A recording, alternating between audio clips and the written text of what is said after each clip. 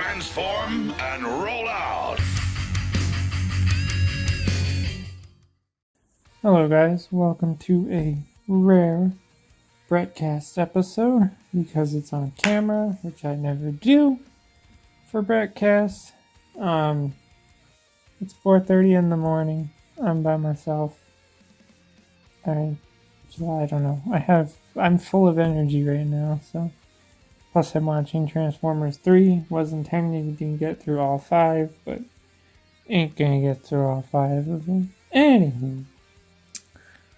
The other reason this is rare is because it's not scripted. Unlike all of my episodes are usually scripted. But I'm going to try to be as concise as possible and not trail off or stop talking for long periods of time. But even if I do, I'll just cut.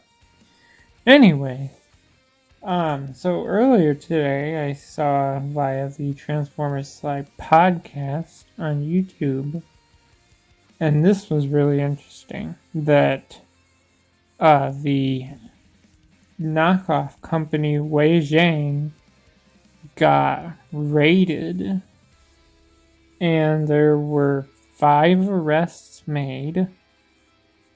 According to one of my friends who also heard about this, one person got away. I don't know how high level they are, but one person got away.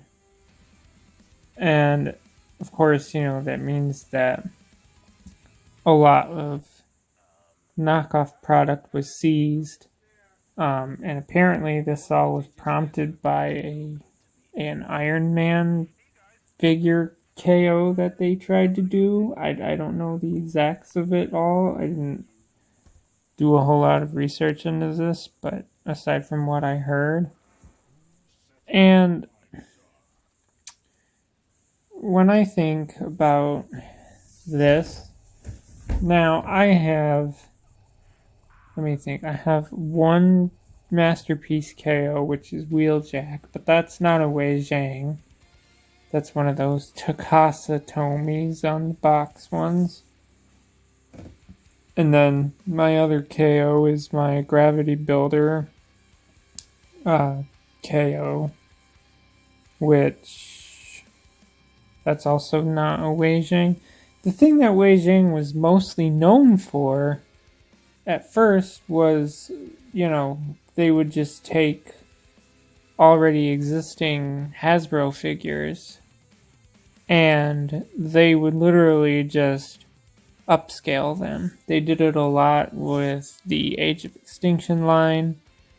They upscaled a lot of those figures. They did it with the Titans Return.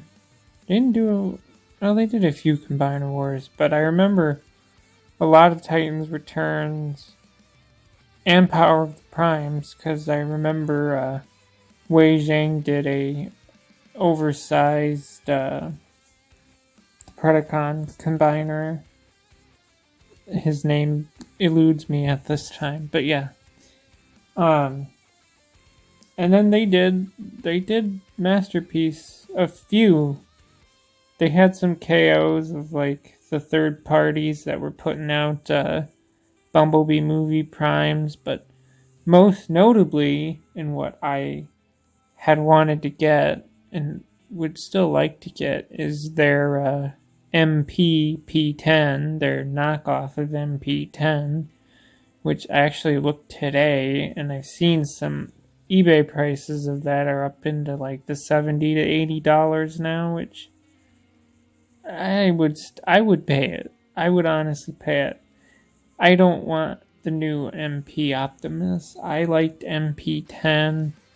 Of course, you can't find original MP10s for sale unless you're on eBay, but otherwise, those are becoming rarer now because, Hasbro and Takara basically pulled all that once they released the 3.0 Optimus Prime. Now, what was interesting to me is that the guys on the Slag podcast, he said he doesn't support KO, and And that's fine. I don't, there's people who love it, people who hate it, whatever. Everyone's different. Now, what he did say that was most interesting is when, say Hasbro would show off, and I remember this when they released, images of 3.0 Optimus Prime, and you would get people that were just like, oh, I'll just wait for the knockoff to come out. And it's like, okay, those people. And they brought it up on the podcast because, he was saying how if enough people were, waiting for the knockoffs to come out, then no one's gonna buy the official figures. Then Hasbro's gonna say, well, we're not, these figures aren't doing well, so maybe we need to stop making them. Now, obviously, what these people want is, say me, I buy a knockoff of 3.0 Optimus Prime, which I still wouldn't do because it's a $300 figure. Even if they did a knockoff, it would probably still cost $150, and I'm not paying that much for it. But that's me personally. But what I'm trying to make a point of is that if I buy the knockoff and a bunch of other people buy the knockoff of the MP, I don't even remember what his MP number is, 50 something, 3.0 Optimus Prime, then Hasbro will say, well, something's wrong with our 3.0 Optimus Prime because no one's buying it. Maybe we should lower the price. That's the hope that these people get into their minds, is that if we buy the knockoff, Hasbro might start seeing that their MP figures are starting to cost too much, which they really are. I'm not paying $300 for a masterpiece. Not gonna do it.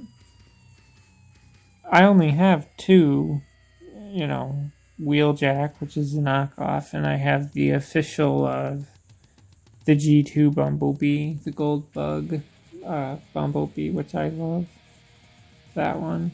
But I love them both, But the more I've looked at Masterpiece figures, the more I'm like, I'm just going to buy knockoffs of them, most likely. Like Sideswipe. I would buy a knockoff of that. But anyway, I just think it's interesting that, they were pretty high in the knockoff game. I remember watching MGO did a lot of reviews of their oversized movie figures, and sometimes they were better than the original movie figures. So, but anyway, the podcast made a note too of saying that all this Wei Jang would do when it came to the oversizing is they would just buy the normal figures, and then they would just take them apart, scan them into a computer and make their molds like that, which, is funny to think about because it's like, well, someone's still buying the figure even if its intent is to be taken apart and scanned and, made into an oversized mold. So I think they did a few oversized studio series, but I don't know. Oh no, that's Black Mamba. Either way, if they did not catch one guy, my guess is that, if he was high up in the company, he could disappear for a while, get another crew of people together and form Wei Jang or whatever, Wei Jang, the new company, and just keep making knockoff Transformers and other things. So can't stop it as much as you want to. It's everywhere, and it's in all markets. I think the only company that's been as successful with it is Bandai when it comes to their Gundams. They went and they shut down companies making knockoffs of their product. And they kind of shut down the third party scene too for Gundam figures. So, but anyway, that's all I have to say. So, if you want to add the conversation, leave a comment below. As always, thanks for listening, and goodbye.